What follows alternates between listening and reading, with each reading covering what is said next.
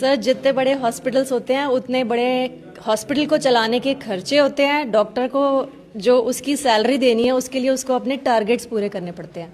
अच्छा, जब तक टारगेट पूरे नहीं होंगे तो उसको उसकी तो सैलरी टारगेट कौन है? एलोपैथी डॉक्टर का है। तो टारगेट तो मतलब टारगेट का मतलब जैसे ये पेशेंट है, ये टारगेट है। अब बड़े बड़े हॉस्पिटल्स के लिए टारगेट ही हैं, टारगेट पूरे करने पड़ेंगे। अभी मैंने एक खबर देखी थी कि सैकड़ों पेशेंट को बिना वजह स्टंट डाल दिया, तो वो भी टारगेट है।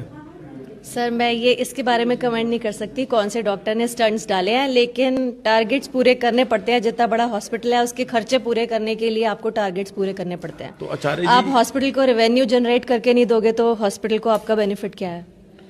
तो आचार्य जी बहुत बड़ी बात कही है मैडम ने हॉस्पिटल के लाभ के लिए कि अगर हॉस्पिटल को रिवेन्यू जनरेट करके नहीं दिया तो कैसे आप डॉक्टर हैं। मैडम कह रही मैंने खबर पढ़ी नहीं, मैं पढ़ा ये देता हूँ। देखो, और दैनिक भास्कर की खबर है ये देख लो खबर भैया, लेकिन ये देखो मैं खबर डॉक्टर पढ़ी का है। नाम नहीं लेना नहीं नाम लेना ही नहीं हमने। ये देखो क्या लिखा मैं हुआ लूंगा है। नाम ना। नहीं वो तो जेल में चला गया है। 800 ऑपरेशन 6 करोड़ की बिल योजना को भेजा। गुजरात में डॉक्टर ने 105 सेहतमंद लोगों को ऑपरेशन कर लगा दिए स्टेंट। मतलब क्या है कि या तो जो मार्केट में समाज में बड़ी गाड़ी खरीदनी है, लालच का कोई अंत नहीं है, लालच के चक्कर में भी ये हो रहा है। को कितना समय हो गया प्रैक्टिस करते हुए एलोपैथी की? सर मुझे 17 इयर्स हो गए एलोपैथी प्रैक्टिस करते हुए। तो और सर हस्बैंड वाइफ डॉक्टर्स हैं। अच्छा अच्छा, तो आपको कितना टाइम हो गया सर प्रैक्टिस करते हुए? मुझे हो गए हैं 14 साल।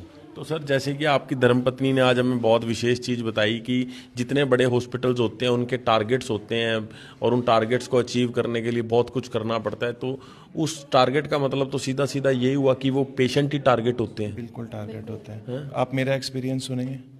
जब मैंने प्रैक्टिस शुरू की थी तो मैंने एक बड़ा हॉस्पिटल ज्वाइन किया था। वहाँ मैं ज़्यादा दिन टिक नहीं पाया। उन्होंने कहा सेल जनरेट करो। अब सेल जनरेट करने के लिए ये है कि जो भी आपके पास आया है आपको उसकी जांचें करानी है, MRI करवाना है, ये लिखना है, वो लिखना है। तो वो जब तक जनरेट नहीं होगा तो फिर वो कहते हैं हम कहाँ से आपको सैलरी दें, ये सब करो। फिर मन नहीं माना तो फिर मुझे वो छोड़ना पड़ा। तो एक जैसे आपके